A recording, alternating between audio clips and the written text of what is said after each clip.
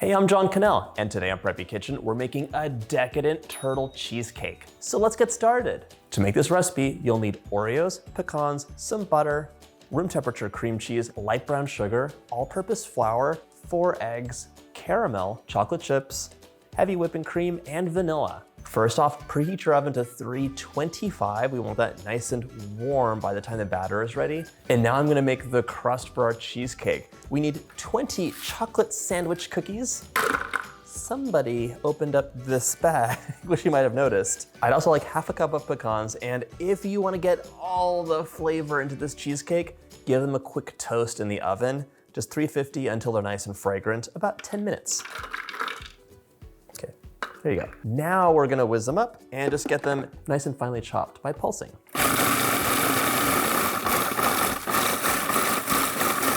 My food processor is all done. Carefully remove the blade. Had an accident once and I'll never forget. Okay, let's get a big bowl. Pour this into your bowl. Into that, we're adding 1/4 cup or about 75 grams of melted butter.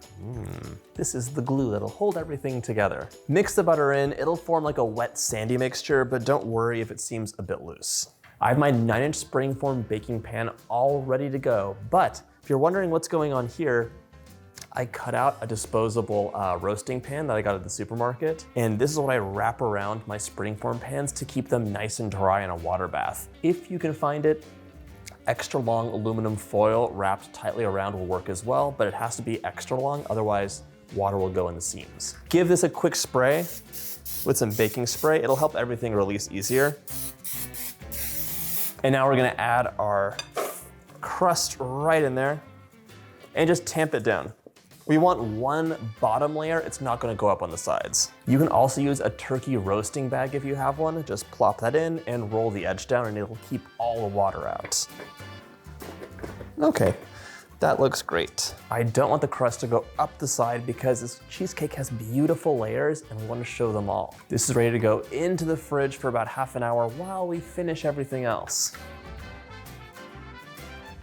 It's time for the filling, but you need to melt half a cup of semi-sweet chocolate chips.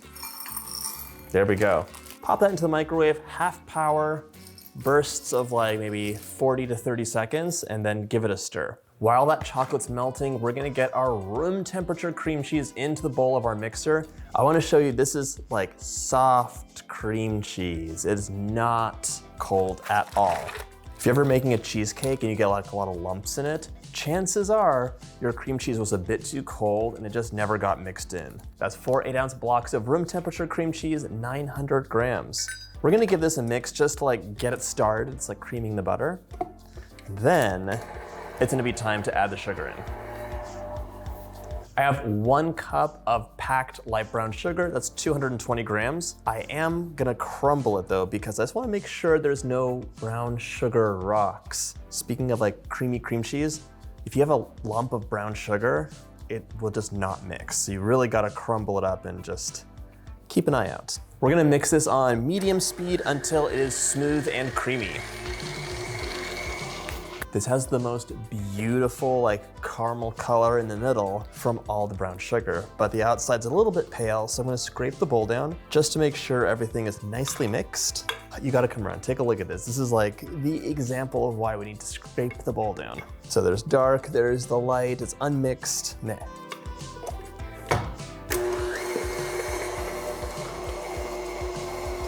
Okay, that looks nice and creamy. Right now I'm gonna add in 2 teaspoons of vanilla, it's like 10 ml, 2 tablespoons of cream, 1, 2, and I have a 1/4 cup of flour that I'm gonna dust in as it mixes, so it's not one big lump. The flour gives the cake just a bit of structure, you really don't need that much.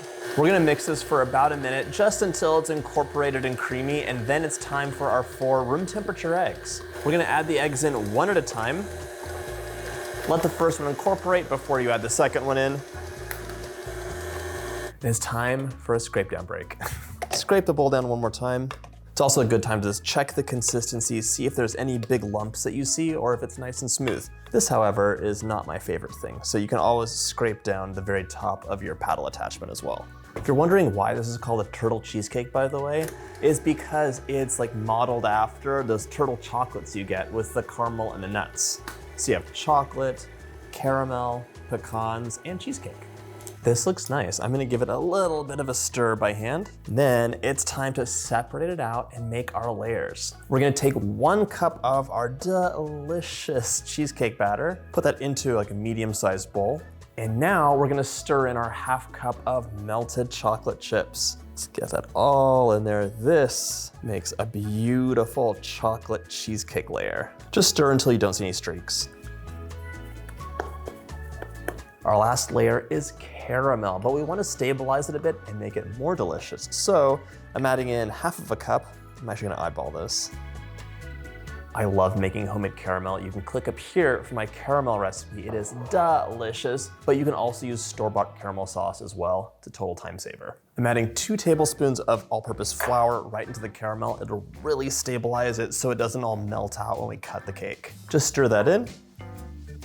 And once it's almost all the way worked in, I'm gonna add in 1/2 cup of those toasted pecans I chopped. Caramel pecan layer, check. Chocolate cheesecake, check. Delicious cheesecake, extra check. We're ready to assemble our cheesecake. Putting about 8 cups of water onto a stove to bring it to a boil. Grab your cooled crust. We're gonna spread that delicious caramel pecan layer right over. Spread that towards the edge. It doesn't have to go all the way to the edge though. Now we're gonna add our chocolate cheesecake layer right over the caramel. This looks so luscious. Now, carefully add on that final layer of cheesecake. Look how smooth and luscious that is. Little shimmy, just like that. Grab a kitchen towel and tap this a couple times. Bring the bubbles to the surface, less cracking in your cake. There we go. Grab a roasting pan, and now we're going to carefully place our waterproofed cheesecake right in the middle. My water came to a boil. Carefully pour this in. You don't want to go too high, but you should have like 1 inch or 2. This will give you a wonderful, nice, even bake on your cheesecake. Now, carefully take this to your oven. We're gonna bake this up for 75 to 90 minutes at 325 or until the center has a little bit of jiggle and the edge is pulling away from the pan. After 4 hours or up to 2 days of chilling in the fridge, your turtle cheesecake is ready to plate and decorate. So first of all, release the rim. This has gorgeous layers already. Use an offset spatula or knife to release your cheesecake from the bottom of your springform pan. Once it's done, you can just slide it off. Just like that. I melted up 2 tablespoons of chocolate chips with 1 tablespoon of heavy cream. I'm gonna drizzle this over the top of my cheesecake, and this is where the magic really happens. So just liberally, let's get all that chocolate out. And some drips along the edge are much appreciated. Now I'm using about 2 tablespoons of caramel and just drizzle that over the top as well. This gives that signature turtle cheesecake look and adds a little bit of extra deliciousness. Finish your cheesecake off with a sprinkling of chopped pecans. All that's left to do is slice it up and give it a taste. Chocolate cheesecake, creamy, crunchy, amazingness, not to mention all that caramel. I hope you get a chance to make this recipe, and if you like this video, check out my cheesecake playlist.